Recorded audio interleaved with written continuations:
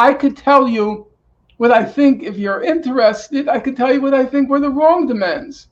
I thought um, defund the police was a bad demand.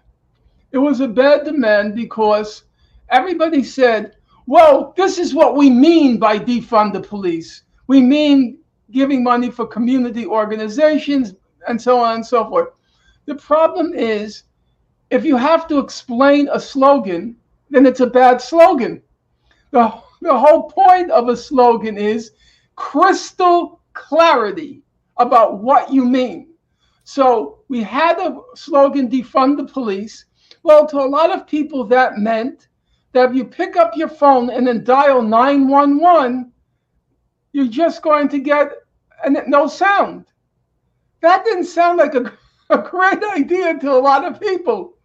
I'm all for creating a communist society where we get rid of police. But for now, I am very grateful that when I dial 911, somebody picks up the phone. Okay? So defund the police was a terrible slogan. And it was not surprising because it's in the nature of politics that when you have a vacuum, a political vacuum, the most extreme slogans always take over because there's no accountability. When you have an organization and you have a leadership, the leadership and the organization have to produce results. If they don't produce results, they're over. People want to see results. But when you don't have a leadership and an organization, then the most radical or flashy demand always wins out because there's no responsibility. So when you, at that time during the George Floyd demonstrations, people who had real organizations in the African American community, let's say my friend from graduate school days, Lawrence Ham, he heads up an organization in Newark called People Organized for Progress, POP. Mm-hmm. And he's been at it fighting police brutality for the last half century, believe it or not.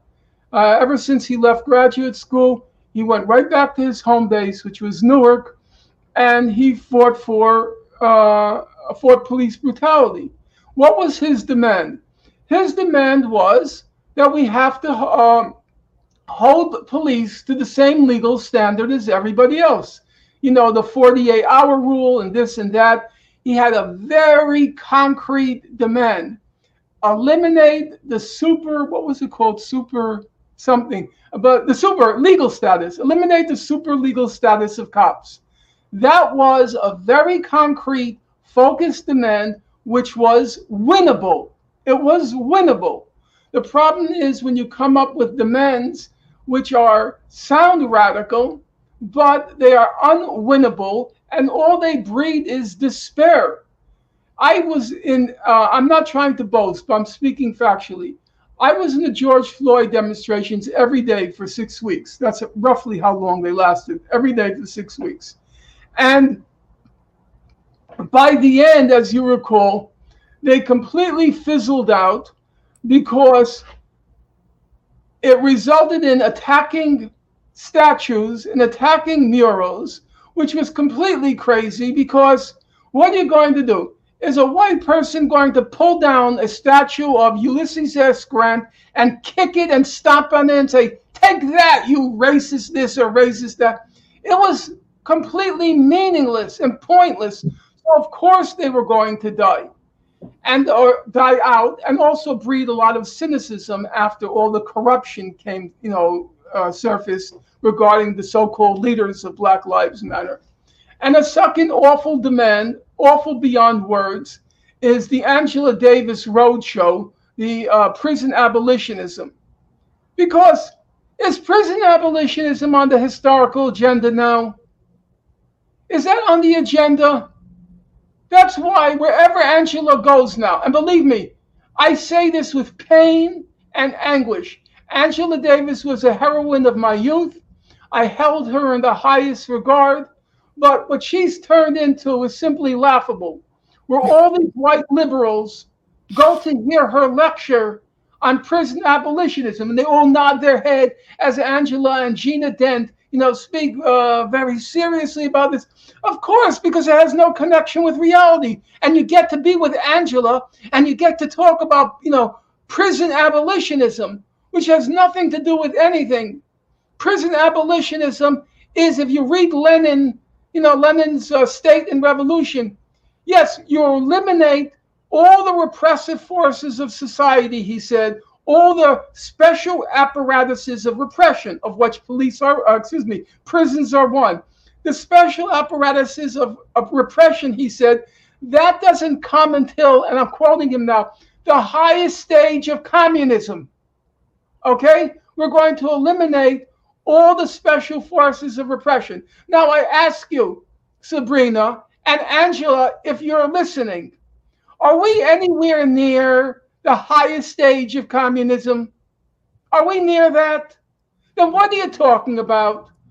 This has nothing to do with anything.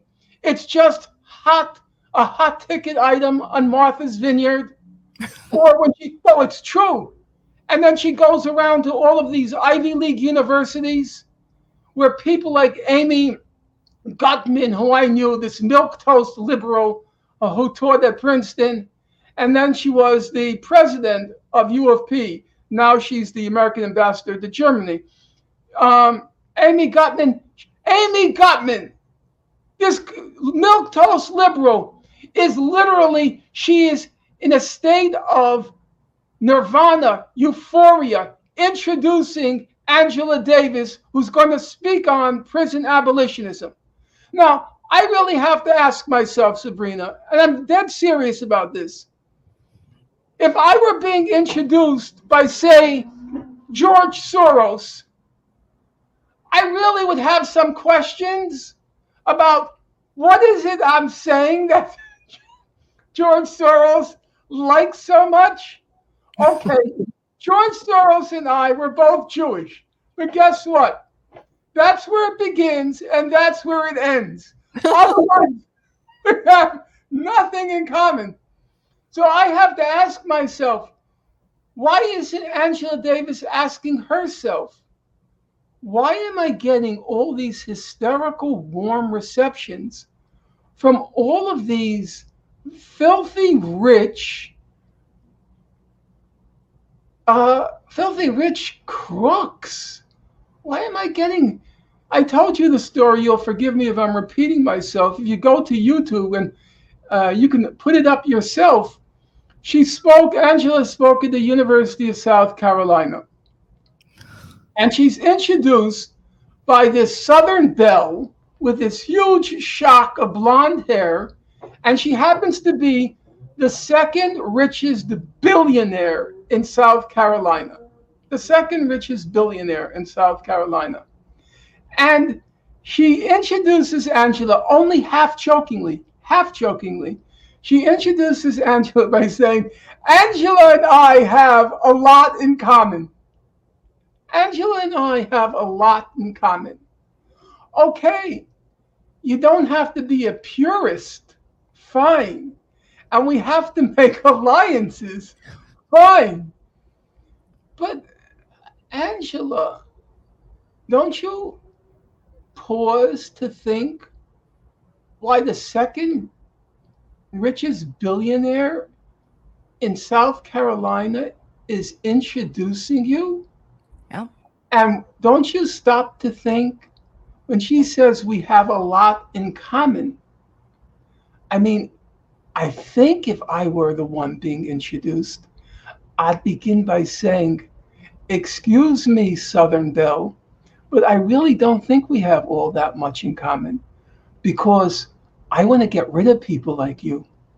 Yeah. I think you're just a band of parasites who not the least are causing a whole lot of misery for Black people in South Carolina. But she doesn't do that. She doesn't do it at all. Maybe it's because she's at the end of her life, or maybe she's intoxicated with the power. I don't know.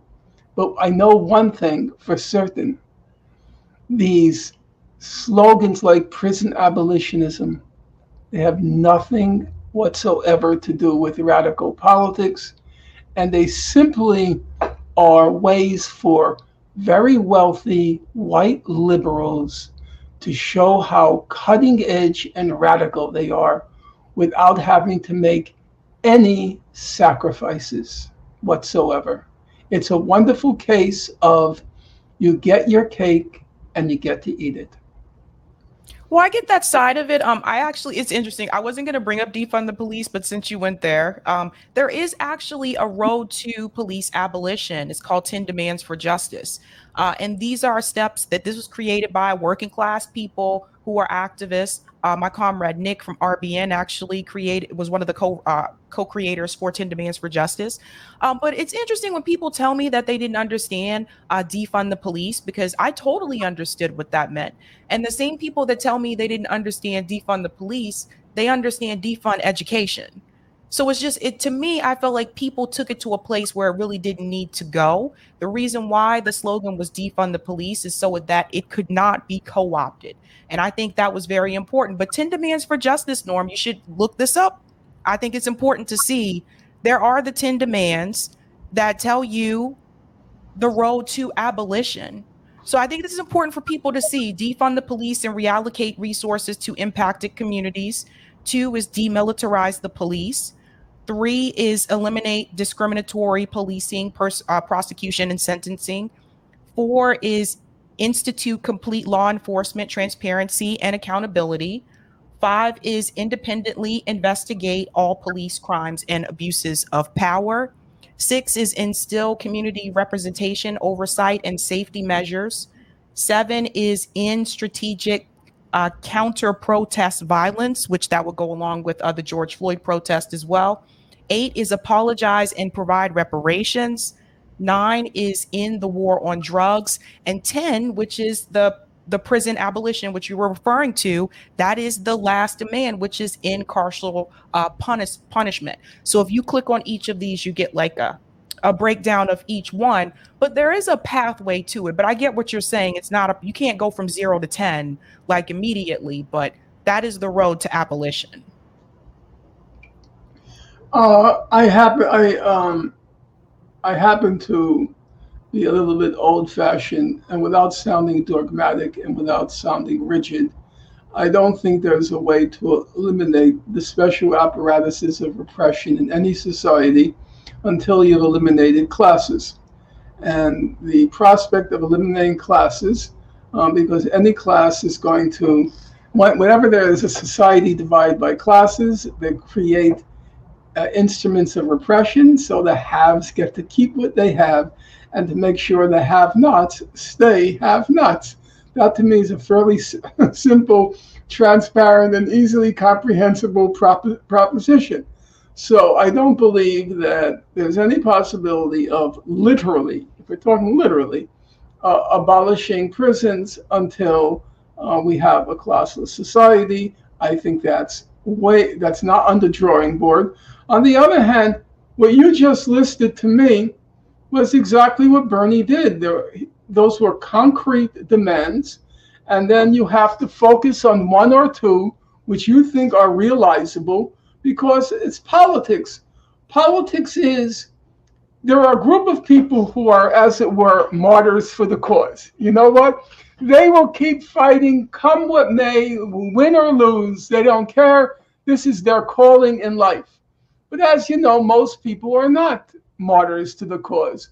Most people have a life to live, and they have a family, they have a job, but at certain moments in history, they're willing to give themselves for the cause, okay?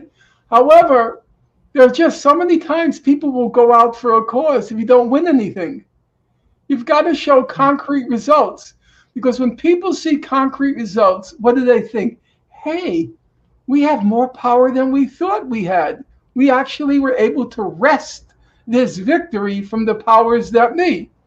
But there's only, as I said, a handful of people who will keep going out with no results. So you have to pick, that slogan. As I said, it's not easy to figure out the slogan. You have to pick the right slogans which can produce results, which may seem like small change or may seem reformist, but which do the most important thing. The most important thing is to demonstrate to the people that if you organize, if you give of yourself, you can win. You can win small things at the beginning, but that's why the ruling elites are so determined not to give an inch, because they're terrified. If you give an inch, people will get into their heads, hey, if we struggle hard enough, we can even get the mile. So don't give an inch.